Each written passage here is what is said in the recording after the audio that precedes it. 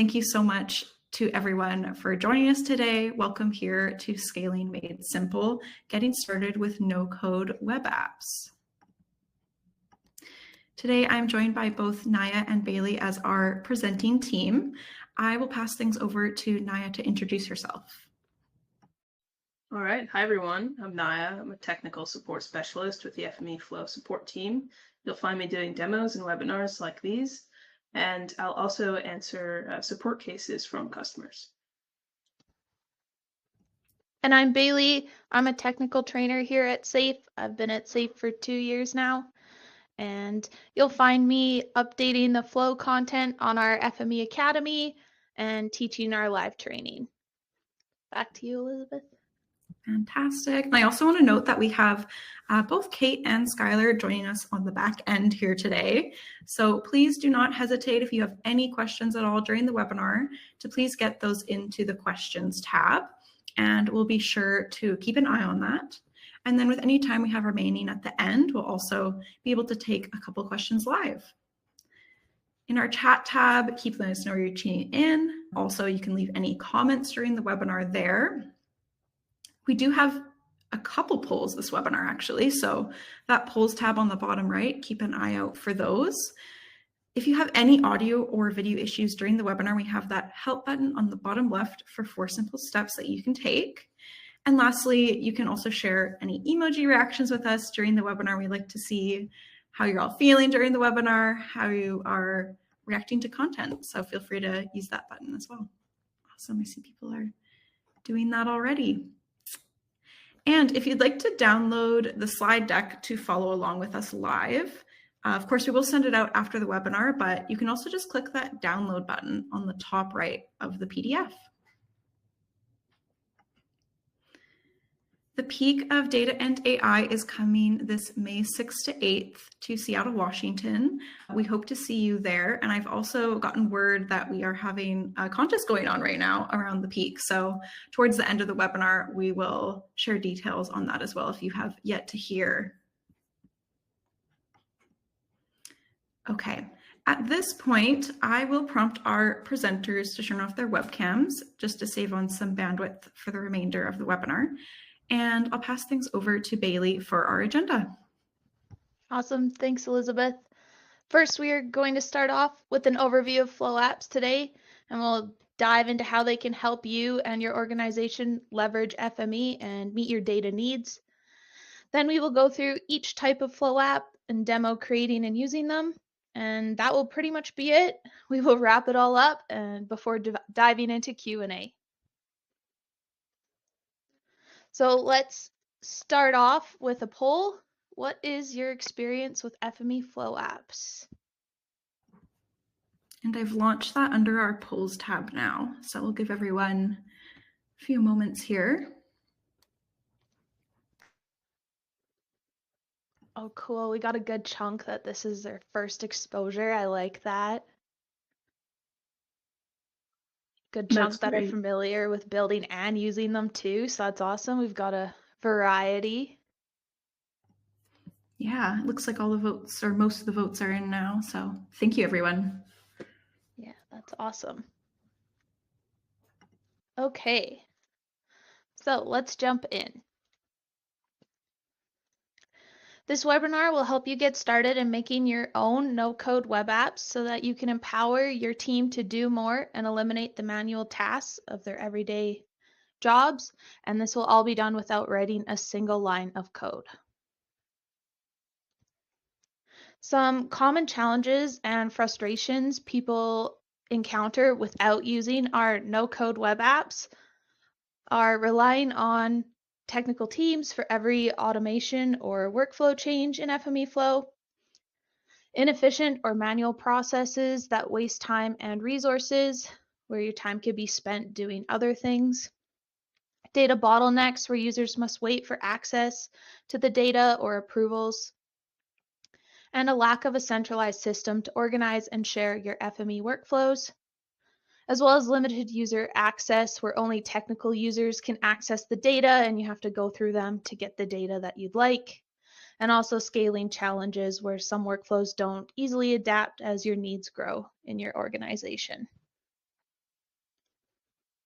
But luckily for you, there's a better way. With FME Flow Apps, you don't have to experience those problems, and anyone, regardless of technical skill, can build and deploy our web apps that address these challenges. So let's dive in and show you how. I'm going to kick things off with a demo. We're going to have a look at a Flow app that's embedded in a website. There we go. We got my Google up. I'm going to paste in the link. It's going to open up one of our websites. I'm going to scroll down. Here's the app that's embedded. It's a data distribution service. I'm going to download some data. I'm going to choose the bus data today. And here I'm going to open our geometry picker, and I'm going to select an area in downtown Vancouver to download the data. Just going to draw a rectangle. That's good. I'm going to use Google KML for my output format so I can open it up in Google Earth, and my coordinate system's good. So when I click run now, it's running on FME Flow, and then I'm now presented with a data download URL. Once I click, the data downloads to my computer. I can open it up, and then I can extract it here. Perfect. Open the output folder, and then I'll open this up in Google Earth.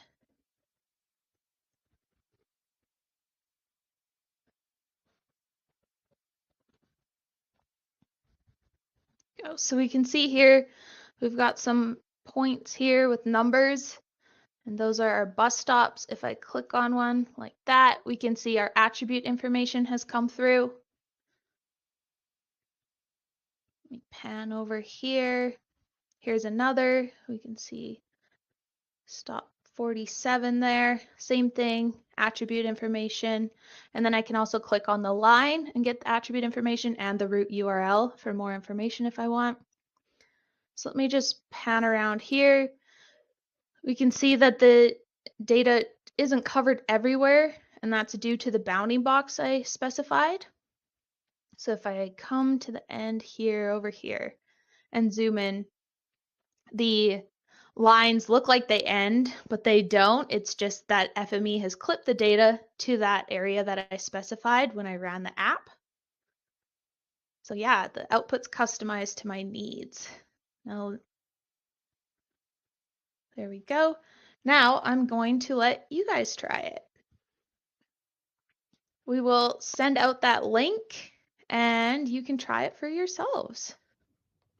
Yeah, I thought we'd try something a bit different today.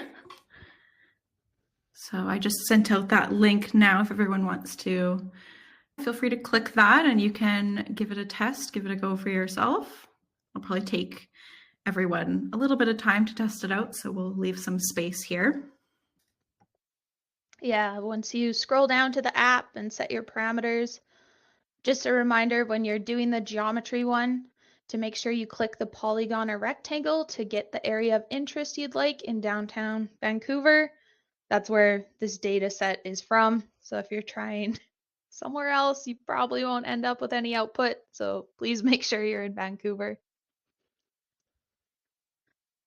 You can select any output that's listed in the list there. I think shapefile is an option, XML, more. It looks like we're starting to get some reactions, which I think means that everyone's started to finish testing it out here. Yeah, awesome. I'll just give a couple more seconds to let you guys finish up and come back to the webinar tab. We got thumbs up. I'm guessing everyone's good. Okay, so A to Z of that workflow with that app is built using the FME Enterprise platform. FME Form is used to author the workflow, specifically creating the custom parameters that you set with the data, reading the data, and then transforming it to the desired output set by those parameters. And then FME Flow is used to create and deploy the app, ultimately creating the link to the app that was embedded on the website, and also behind the scenes, the app was run to process the data on FME Flow using a flow engine. So let's dive into what is FME Flow and its capabilities. FME Flow is a powerful product for handling large volumes of data at the enterprise level. Its three core capabilities are self-serve, real-time, and automation. Self-serve is the ability for the end user to select and download the data they require in the format and structure they require, or also to upload data for processing, potentially going to your database. It eliminates the need for a data manager or analyst to carry out manual data distribution tasks.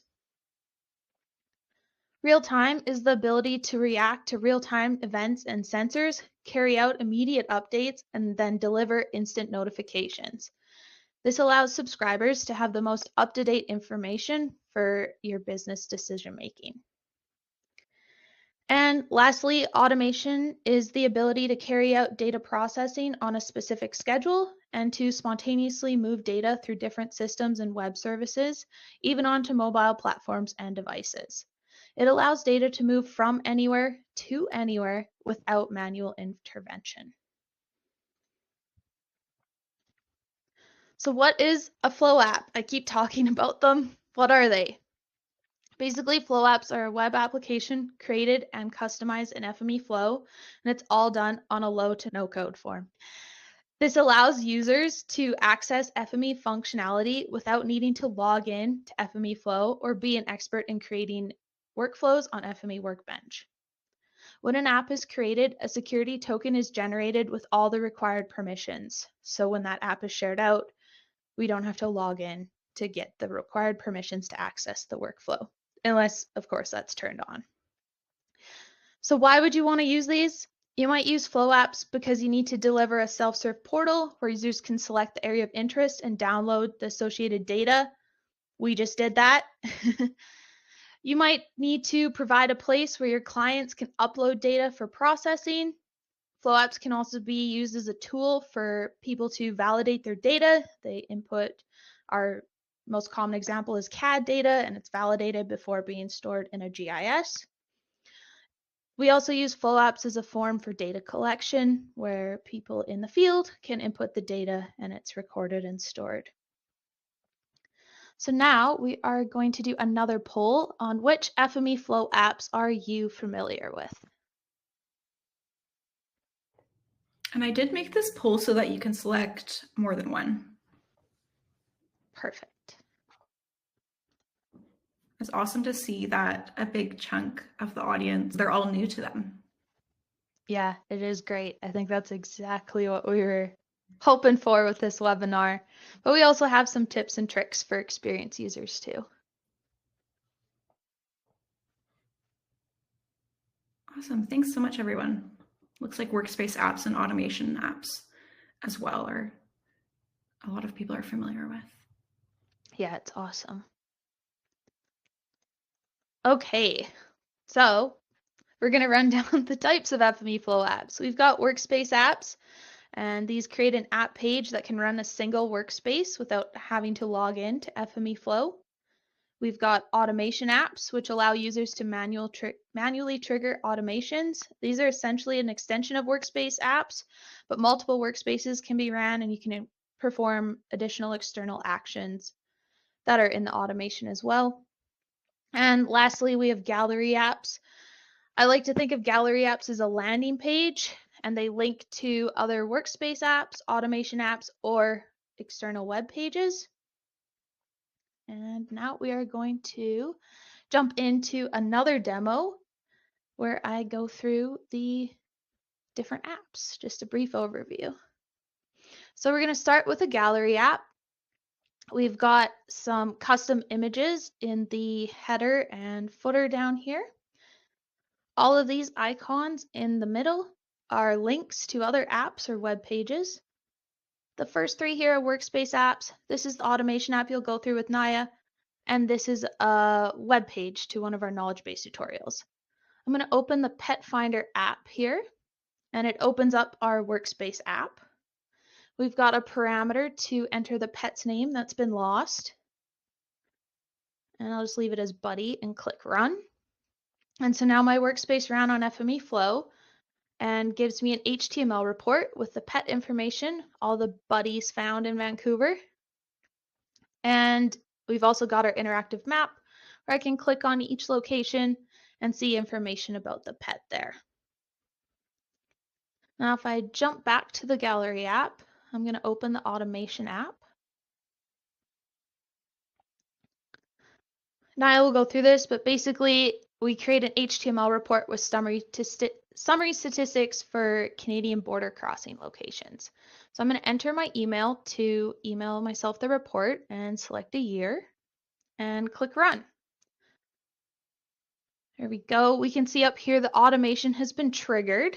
So I'll let that go. And if I go check my email, we've got the email coming through with the HTML report. Naya's going to go through that in more detail, so we're all good.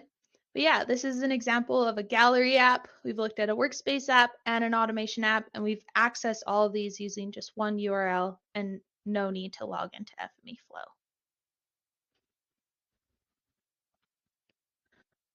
Okay, so now let's get started with Workspace Apps. Workspace apps allow FME Flow clients to run a workspace from the web browser using that URL. Once you create the app in FME Flow, a URL is generated for the workspace along with a security token that contains the permissions to run the workspace.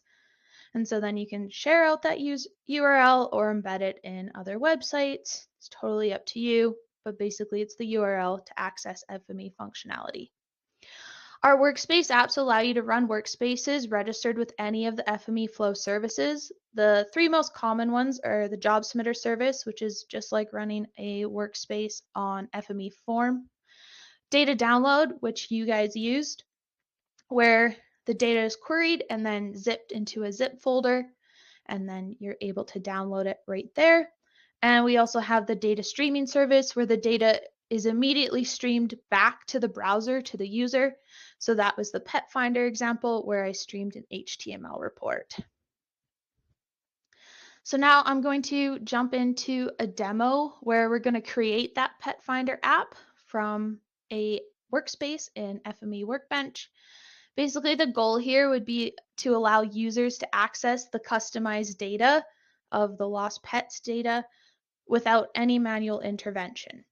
The blocks or challenges that we experience here are usually public access to FME functionality, workspace customization with parameters, as well as data accessibility. Surprise, the key here is going to be to use a workspace app that allows users to run the workspace without needing to log into FME Flow. And the result will be that the FME workflow can be created and shared and leveraged to non-FME users, eventually saving you time and resources without having to get that data for each person who experiences the lost pet. So now let's jump into the demo. Okay, so this is FME Workbench, where you read in our pet data of pets that have been found containing their location. It is a shapefile. We use a tester to query on the animal's name, which is entered as a user parameter there. And we generate an HTML report and write it out. It's pretty simple. I've already ran it. It's good to go. So I'm going to publish it up to FME Flow. So I click the publish button. I've got my connection already made, so that's good. And I'm going to create a repository. Let's just call it Lost Pets. That's good. The workspace is fine, so I can click next. And I'm going to leave it registered with the data streaming and job submitter services, so I don't need to change anything here, and I can just click publish. I can see in my translation log, we should have successfully published here, and we've also got a summary from the publish process. So if I jump over to FME Flow, here we go, I can open the Pet Finder workspace, and I've got it in that repository we created, and I'll leave it with the data streaming service. We can see our parameters here. We've got the pet's name that we can alter and the shapefile. Click run. Perfect. Now we've got our table again and the map. We've already seen this, so I'll jump back to Flow and I'm going to create a workspace app. So I just open Flow Apps and click Create Workspace App. This is the form that we fill out to create the app. I'm going to give it a name. Lost Pet Finder is fine for today. Title, go. You can add a description. So enter your pet's name to find its location. That's good. And repository will find the lost pets and the pet finder. Data streaming is good. I can leave those other parameters for now. And we will open up the publish parameters from the workspace. So we need the user to use the pet's name, but we don't want them to alter that shapefile. So I'm going to deselect it, and I also turned off user can upload. When I expand the customize options here, we can change the background color, make these apps look like nothing like FME Flow, but I'm going to add a picture here on the heading banner. It's just some pets. So that's all good. Everything I need to create my app, so I click create. Once I do that, I'm given this URL. I can click it to open the app, or I can also copy it and share it out that way. I'll just open it here, and I'm going to change the name this time. Let's put in Bailey because there's lots of pets named Bailey. But I'm not lost, just to make sure. We can see our table, we can see our map. We can interact with this map, click the locations to find the information on each pet. We're good to go. Okay, now that's Workspace Apps, and I'm going to pass it over to Naya for automation apps. Thank you, Bailey. Let's get into it. So automation apps allow users to run automations with manual triggers on demand from a single easy-to-use web page. Just like with Workspace apps, automation apps can incorporate a variety of configurable input parameters, but what makes automation apps stand out from Workspace apps is their ability to kick off complex multi-workspace and multi-action workflows. So let's set up a multi-workspace automation app now. We'll get into a demo for that.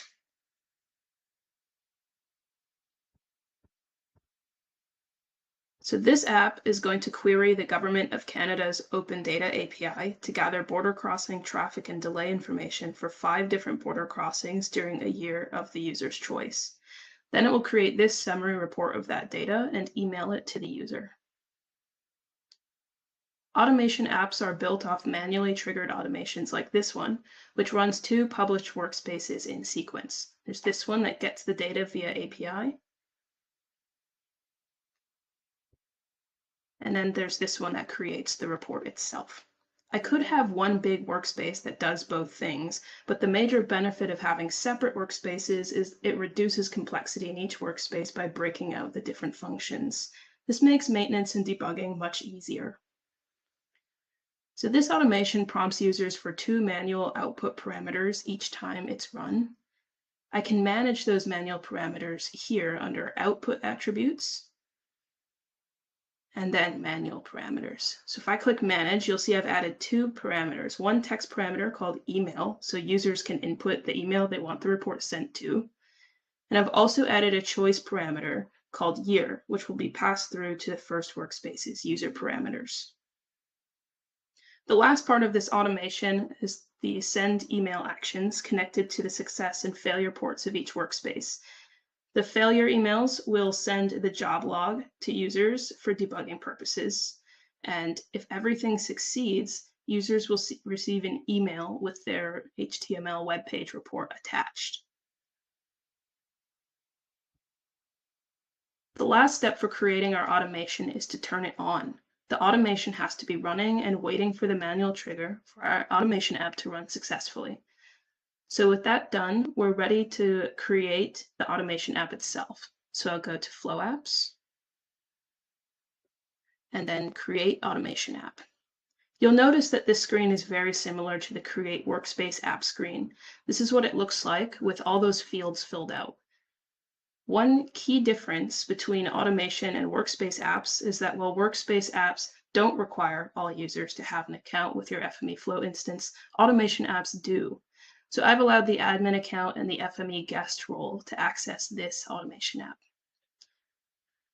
After the allowed users, you can see the parameters section down below, and this is where we'll be able to see those manual parameters I set up in the automation. I've left them without default values, so the user can just add information to a blank field. And then here is the web app's customization options as well. I've added a footer crediting the data source. Now, if we save this and click the link to the app, so we'll save that, and here's our link, we'll be taken to the custom web page. So now I'll run this app for 2021.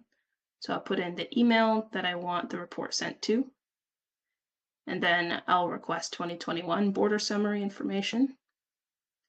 That triggered the automation. And if I check my email, you'll see I've received it with the attached report. If I download that and open it, you'll see here's our report updated with 2021 information. So that concludes the automation app demo. To recap a few key points from that, it's important to make sure that the manual trigger automation is started when setting up the Flow app. Each automation app automatically comes with a configured token as well. This token will expire when your app is set to expire. You'll set that expiration date in the configuration section for your web page. So you'll need to make sure that the app has not expired when you want users to access it. And as I mentioned during the demo, you'll need to make sure that users have an FME Flow account with permissions to run the automation app. Lastly, automation apps come with 3 keys: ID, name, and runtime user. You can use these within the automation itself, just like we use the manual parameters to pass information to the first workspace and the email actions. One example of how to use them is to log the user who submitted a job that later failed for debugging purposes. Now let's talk about gallery apps, the last kind of app we'll be covering today. Gallery apps allow authors to assemble links to multiple workspace apps, automation apps, and web pages, then present them to users in a single customizable web page. Unlike the previous 2 types of apps, there are no prerequisites for creating a gallery app. You do not have to have a workspace or automation or even another Flow app before creating a gallery app. If you wanted to, you could present users with a gallery only containing a collection of external URLs and icons. This makes gallery apps a versatile way to group and share resources across your organization. So on the left here is an example of the gallery app creation screen where we have added Workspace Apps and Automation app in a URL. On the right, you can see how the resources are displayed with their icons and labels in the order in which they were listed during creation. So now I will demonstrate how to navigate to that creation screen and put together a gallery app from scratch. So to make my gallery app, we'll first go to Flow Apps, then Create Gallery App. By now, most of these fields should look pretty familiar, and you'll recognize this link section from the slides. This is unique to gallery apps. I'll demonstrate how to add a couple links by first adding a link to the automation app we just created. So I'll say I want to add an automation app, then I'll select which one. I can change the label to make more sense for users when they access the web page.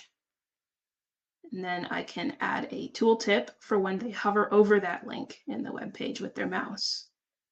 I can also add an image that will be used for the icon in the final web page, but I don't have a custom image for this one, so I'll just leave the default automation app icon. I'll also add a URL to our Getting Started with FME Flow tutorial in our support center. This time when I create the link, I'll say I want to add a URL, I'll paste in the link, and I'll add a descriptive label and tooltip. This time I do have an icon, so I'll use the FME Flow logo for that. And you can see once these are created, I can reorder them using the arrows in the far right column. This is what the gallery app looks like when it's all filled out with its description, links, and custom images. And so those are the links, and then these are the custom images that we've added to customize the web page. You can add your own branding so users don't know they're interacting with the Flow app. So once I save this and click the link, you'll see this is the live web page. And if I click on this URL icon, it opens in a new tab. One last thing to note is that permissions for gallery apps and individual resources linked within them are actually managed separately. I have not required authentication for this gallery app, but if I click on the automation app again, you'll see it still requires me to log in with a permissioned account. So that concludes the overview of both automation and gallery apps. Now I'll pass it back to Bailey. Thanks, Naya. So now we are going to wrap up this webinar. We've covered creating, accessing, and sharing FME Flow no-code web apps that vary from running a single workspace to complex multi-workspace automations. We've also covered organizing apps and other URLs as a gallery app to share multiple links and apps using only one URL. Overall, FME Flow Apps help to share FME functionality to non-FME users, easily allowing them to access their data and workflows and removing the constant need for manual intervention. So a little bit about us at Safe Software. We've been solving data challenges for over 30 years and work with organizations and partners worldwide. Our head office is in Surrey, BC. So if you're nearby, our conference is coming up in Seattle this year. Elizabeth is going to talk about that a little bit more later. And we support over 500 data types and formats. We first started very focused on GIS and geospatial data, and then over the years we've expanded to more recent topics like big data, augmented reality, AI, and much more. If there's a data type you're unsure if we support or if you're not sure how to connect, reach out and let us know. We're always happy to help. Now I'll pass it back over to Elizabeth to go through resources for this webinar. Okay, excellent. And before I dive into resources, we'll have a bit of a rare opportunity today, probably about 20 minutes for questions at the end. If we do have enough to fill 20 minutes of questions, that's awesome. And if not, we can wrap up a few minutes early. But yeah, I just wanted to give a shout out if anyone does have any questions top of mind, please get those into the questions tab and we'll get to those shortly live here. Okay, so in terms of resources, we do have a couple here that we wanted to highlight. Bailey, I think you had a couple notes to share on these too, but yeah, just as a great place to get started on the Academy here and the article as well. Yeah, we're sharing the FME Academy Webs app module there, but if you're interested in more Flow training, we actually have our week-long FME Flow authoring course coming up next week, and later in 2025, we are looking at creating a FME training course on apps only. So it'll be a shorter course just on apps. So stay tuned for that. Perfect. All right, and in terms of other resources, we're all about free resources here at SAFE. We have our Academy, of course. We have free instructor-led training, which is, a very unique opportunity to get guided learning at your fingertips there. Also, upcoming webinars. Check out safe.com/webinars. And then, of course, we have hundreds on demand as well on many various topics. So feel free to use that search bar and find what you're looking for. We also have audio-based learning. So if you're looking to add a podcast to your rotation on the way to or from work, check those out over at EM360. In terms of next steps to take here today, we'd love to help you get started with anything data. So get in touch with us at info@safe.com. And our FME Accelerator course, it's just 90 minutes free of charge. It's a great place to get started with FME if you're just starting out here. As a thank you for joining us today, we have a community badge code that you can redeem. I will just drop that in the chat for anyone that's a member of our community that likes to redeem these badges. There we go. And if you haven't checked out our community yet, we'd really encourage you to take a look. It's a great place to look at forums, other questions people are asking and getting answers to. Yeah, just a great place to find solutions and network. All right, so now back to our peak of data and AI. I promised I would mention this contest that's currently going on in the community. And since we have time, I might go rogue here for a minute and just share my screen. Danielle at Safe has posted this question of the week opportunity to win 2 tickets to our peak of data and AI, valued at almost 3K there, as you can see on the screen. So feel free to get in your question. I'll also drop this link in the chat if anyone wants to click into it directly there. But yeah, if you've had a favorite memory at a past Safe conference, and then also if you haven't attended before, tell us why you'd like to experience the peak this May. All right, and with that, I will invite our presenters and Q&A support back on the stage here, and we can take a look over the questions together. We had a ton of great questions coming for this webinar, so thank you everyone, and Skylar and Kate for getting to almost all of them. Very impressive during the webinar here. That's awesome. Yeah, there was some really good questions. A lot of them are ideas about future integrations that they'd like to see the direction of our apps going. So I'm actually going to share our link in the chat to the FME community where you can submit an idea and other users can vote on that idea. So if you have any ideas on how these apps could be made better for you, submit it there. And if it gains traction, our development team will definitely look at integrating it. Cool. Okay. Awesome. And I just want to speak to one of the questions in here. It was answered in chat, but Tara Smith has asked, can one username be set up and used for multiple users, like FME guest? And Skylar provided a great answer there. I also just want to point out, so in my demo, I know that I gave permissions to the admin user and the FME guest role for the automation app. So I just want to point out the distinction between those two for people who are a bit newer to how permissions are working in Flow. So we have users, and those are individual accounts that you can set up under your FME Flow instance. And then you have roles, which is a group of permissions that you can basically assign to multiple users in a group. So role group. That FME guest is a role group. You can have multiple users with their own individual accounts under that and permission all of them to a Flow app at a time using that role group.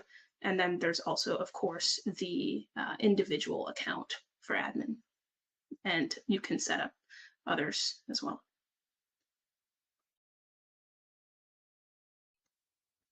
There's a couple questions on automation apps I'll touch on because I think they're important. One is whether other triggers can be used in automation apps, such as a webhook trigger. The answer to that is no, because then your automation is being triggered by 2 different things within the app. So currently the manual trigger is the only one that can be used with an automation app, because essentially once that app is clicked to run, the manual trigger kicks off the automation.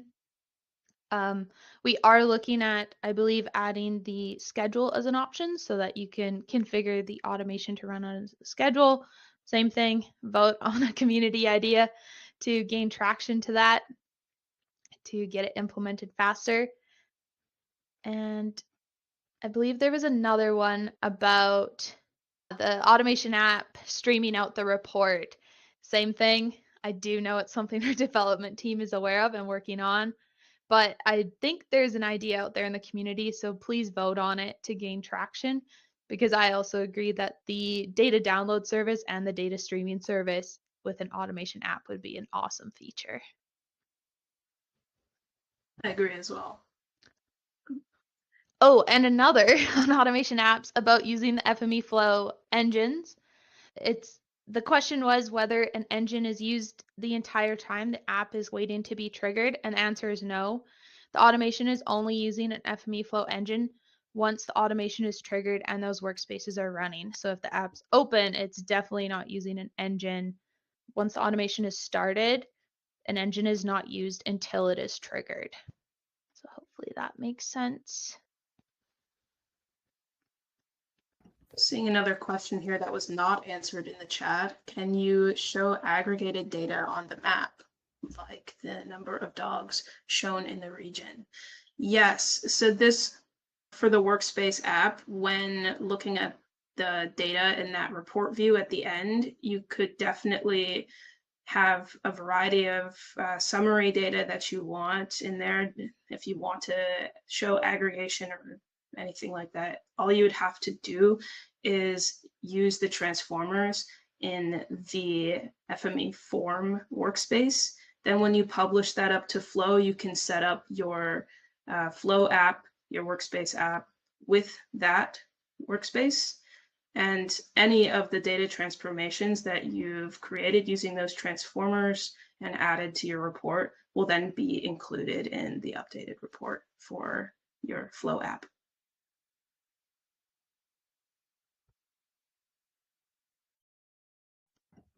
Thank you, Naya. That was great. Another question I see has been upvoted a few times is, what's the best way to notify the end users of an app to know if the app functionality has completed or failed? Skylar answered, which was great. In an automation app, you can include an external action to send the user notifications with the error message or log. Naya's demo showed that with the email actions attached to the failure port of all the internal actions within the automation. Within a Workspace app, you would also probably need the user to input their email again from the app submission page. And then there's a couple options. You could have something built into a workspace, or there's notifications you can set up on FME Flow for if a job fails, that the job log is sent out. Gallery apps, it doesn't really apply to. So yeah, hopefully that helps. Got another question that's been upvoted a few times. Can FME Gallery apps be embedded in something like Esri Experience Builder? That one was answered. And yes, gallery apps can definitely be, all of these apps can be embedded in web pages, whether that be using an iframe or using the URL to embed in a different way. Lots of positive feedback on that. I'll jump in on another question that wasn't answered in the chat yet, but limitations for the apps for data ingestions. My knowledge, this would really depend on the workspace that you're using. You can absolutely build out a workspace to take in user information. So if you want to have it as a survey, if you want to have it as data getting uploaded to certain places, and then those would be parameters that the users would fill out when they access that app. I think any limitations there would just be whatever you can build out in your workspace and your imagination and what FME can support there.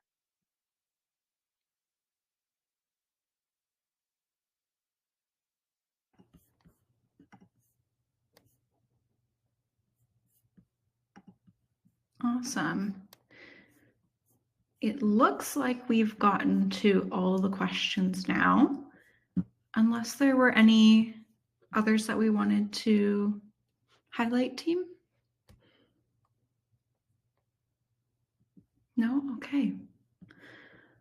All right. So just lastly, before we wrap up here, if you do have a brief moment to fill out our webinar survey, we really appreciate any feedback. I just dropped that link again in the chat there.